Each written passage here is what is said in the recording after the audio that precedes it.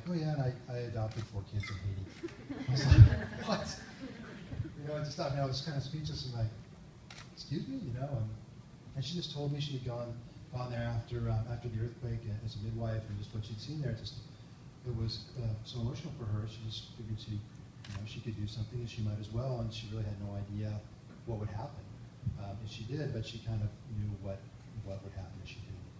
And just such an inspirational story for me. And so when I came back here, I really wanted to help out in any way that I could. And being a musician here, and there's a number of musicians at Cliff Bar, we offered up the band, and it turned out that we also had this great facility, and just one thing led to another, so we were able to put this event on. But I really want to thank everybody so much for coming out.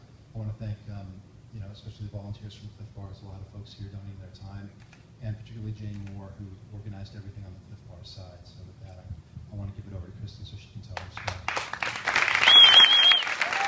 Thanks, Sarah.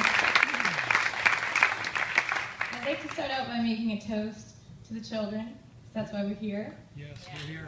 And tonight we're all in this together, so thank you for being here to support them. Have you ever had that feeling in the pit of your stomach, like the ache that you get maybe when you see tragedy or a natural disaster happens, and you get this feeling like, I wish I could help, but I don't know how. Or maybe your life situation doesn't allow you to. That used to happen to me a lot. It happened when I saw what happened in Haiti, the earthquake. And maybe I wrote a check to Red Cross and returned to my life, kind of forgot about it. But it was pretty powerful. Has anyone ever felt that? Yeah. Well, kind of fast forward, I went to Haiti to volunteer as a midwife, and I thought, this is it. I can do something. But I was so touched by the destitution of the people there, and the kids especially, that I felt I needed to do more. It wasn't enough. And there was this chance encounter. I met this man, Haitian man, and over a cup of coffee, he sat there and he told me about his wish to open an orphanage for these kids that had been abandoned or orphaned. And that ache came in, and I felt this feeling bubble up inside. Like, I gotta help. This is it. This is my opportunity. This is how I can turn that compassion into action.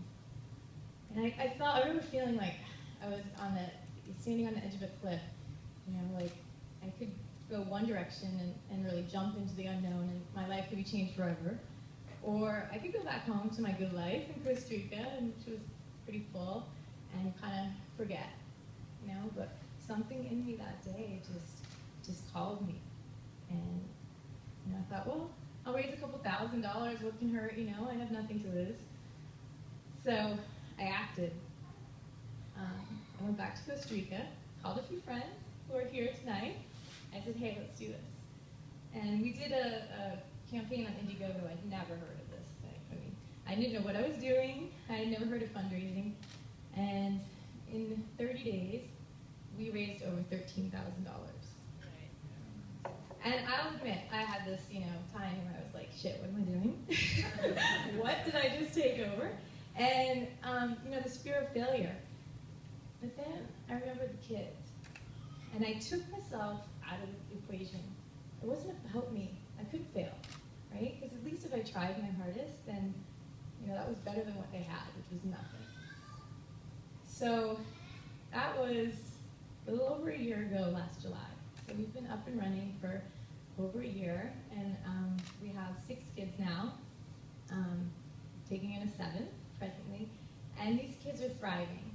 What I found was, rather than just providing, the basic needs, the 3 meals a day, education, and shelter, I really wanted to create a family, because in Haiti there's a lot of institutions, but I wanted to make it different. I wanted to create a family for these kids, and I'm proud to say we've been really successful at that. But really what keeps me going, because I guess when I'm telling you all this, is that people ask me, like, why are you doing this? What's your reason? What's your story?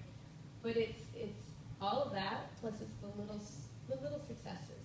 Like the little girl, and I'll tell you about, her name is Alicia. She came to us at age 5. Alicia was in a very abusive situation. Her stepfather beat her, and she wasn't allowed to eat. He deprived her of all food that he gave to his own children, because she wasn't his child. She wasn't allowed to go to school, and she was then sent away to live with other families and become a domestic servant, which is restavek. It's a very common problem in Haiti, and this has become a priority of ours to help these kids who are basically enslaved. So Alicia came to us, and after a few months, a man came to visit, came to our front gate and asked to see her. Well, our director, Francois, went and said, you know, I don't know you, but let me ask Alicia, I'll pull her out, see if she knows you. He said, Alicia, do you know this man? And this little 5-year-old is like tiny, puts her hands on her hips. She looks out the gate and she says, no, runs back inside. And he said, sorry, we have a protocol. You know, you can only visit if your family, you're on the list, and this is the deal. And then it went away. So he went inside after that and he said, Alicia, come here. Who's that guy? Did you know him? And she put her little hands on her hips again. And she looked at him. She said, that's the man that never beat you back. So this is why I'm doing this. That validates everything. The fact that this little girl, after a few months, can feel safe, secure, empowered, to look her abuser in the eye and reject him. I mean, that's it. So,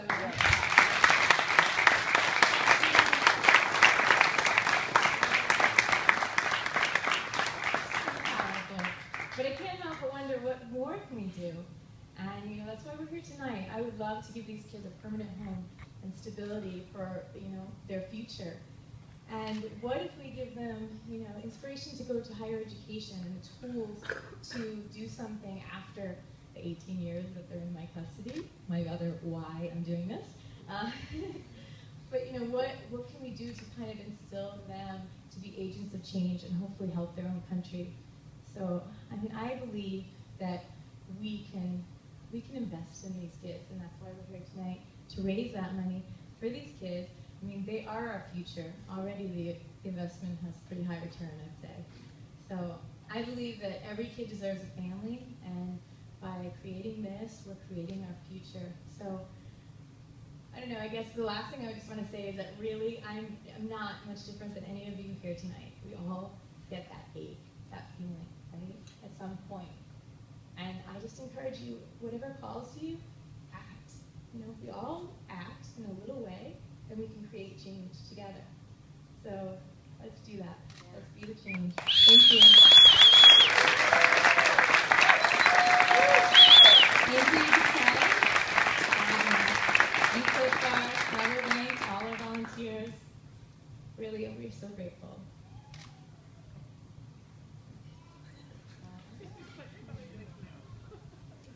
Okay, so we're going to welcome onto the stage YMTK, Young Murph the Kid.